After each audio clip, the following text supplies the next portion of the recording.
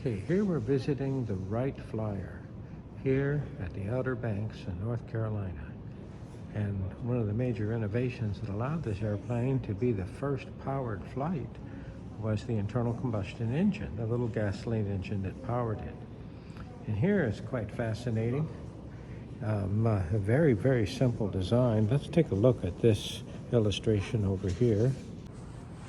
Okay, here we see what made the powered flight possible. Here we see the 1903 Wright Flyer. This is the actual aircraft that the Wright brothers flew here at the Outer Banks in North Carolina.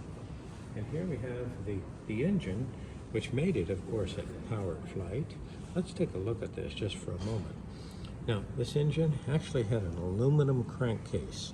Very simple. It did not have a cooling system per se. This is actually the air intake, and this is what the carburetor is. And basically what they're doing is just metering in an approximate volume of gasoline to air. Very, very simple.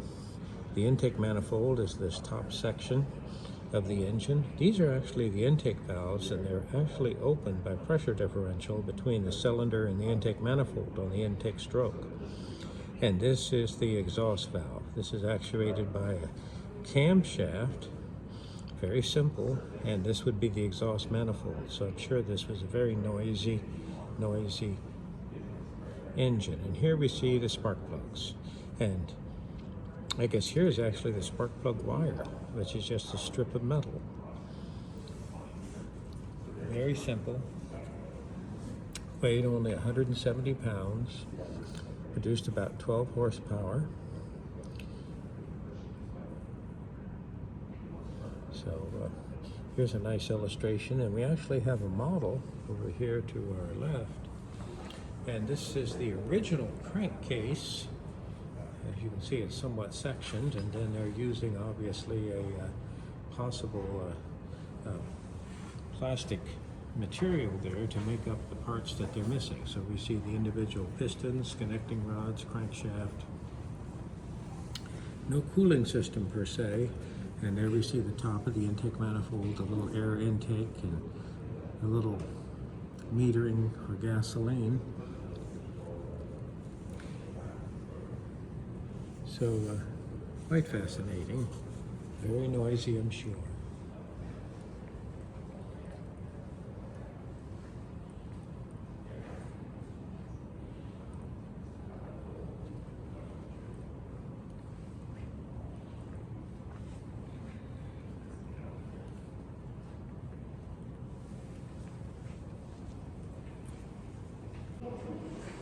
Well, here we're taking a look at the Wright Flyer. Well, this is, of course, obviously a carefully designed reconstruction of the Wright Flyer.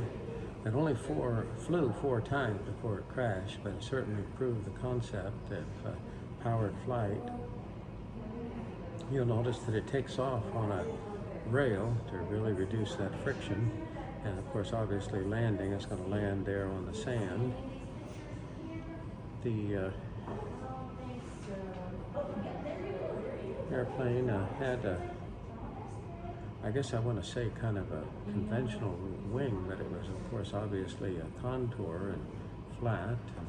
Here we see the ailerons in front of the wing structure instead of in the back like a conventional aircraft, but it does have a rudder, very much like a conventional aircraft.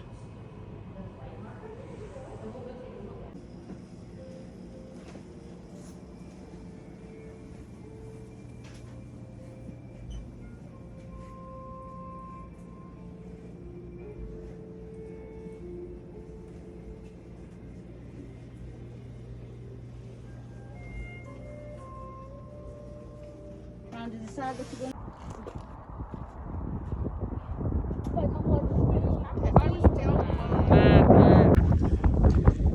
Here we are, climbing to the top of the Wright Brothers monument. Here, celebrating the first powered flight, 1903, Orville and Wilbur Wright.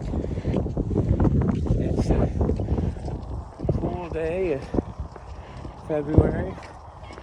probably around 40 degrees, and the wind is blowing.